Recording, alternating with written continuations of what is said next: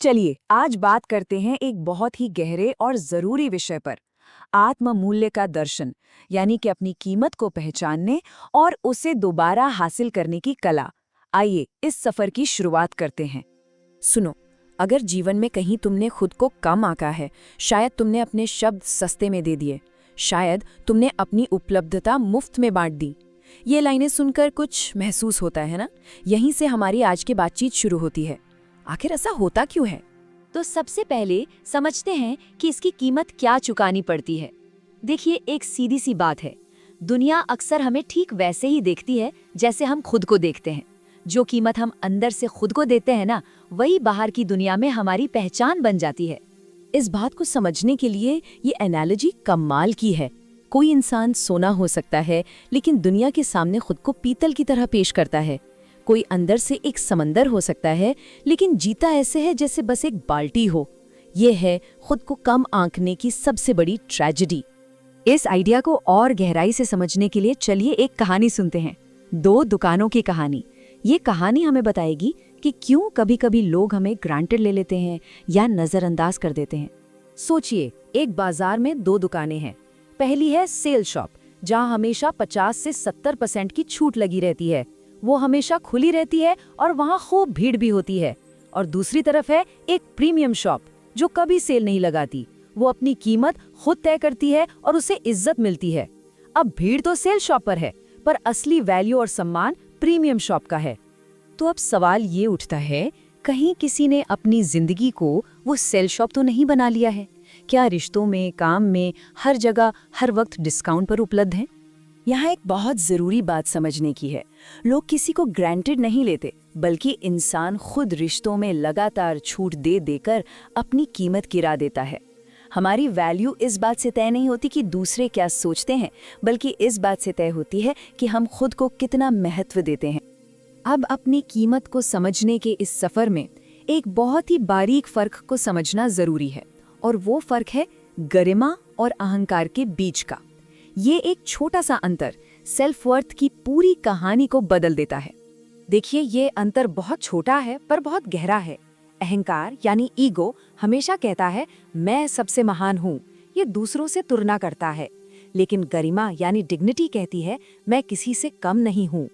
असली आत्ममूल्य दिखावे वाले अहंकार से नहीं, बल्कि अंदर की शांत गरिमा से आता है। तो अगर प्रॉब्लम समझ आ गई है, तो इसका सल्यूशन क्या है? अच्छी खबर ये है कि अपनी वैल्यू को दोबारा पाने के लिए कुछ बहुत ही प्रैक्टिकल और पावरफुल तरीके हैं। चलिए बात करते हैं उन 3 फॉर्मूलों की।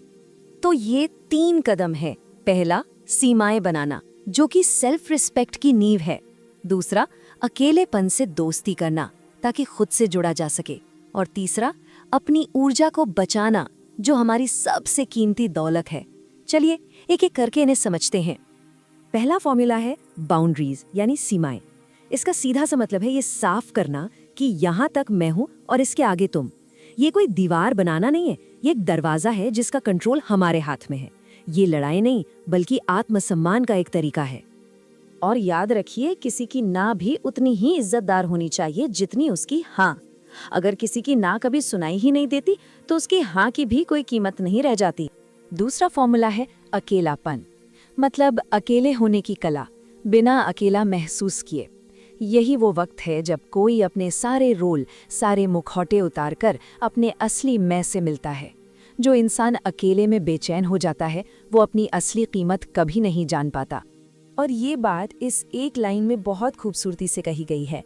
ज़रूरत आपको सस्ता बनाती है, पूर्णता आपको कीमती बनाती है। मतलब जब कोई खुद में पूरा महसूस करता है, तभी वो सच्चे रिश्ते बना सकता है, ज़रूरत की वजह से नहीं। और आखिरी, तीसरा फॉर्मूला है ऊर्जा।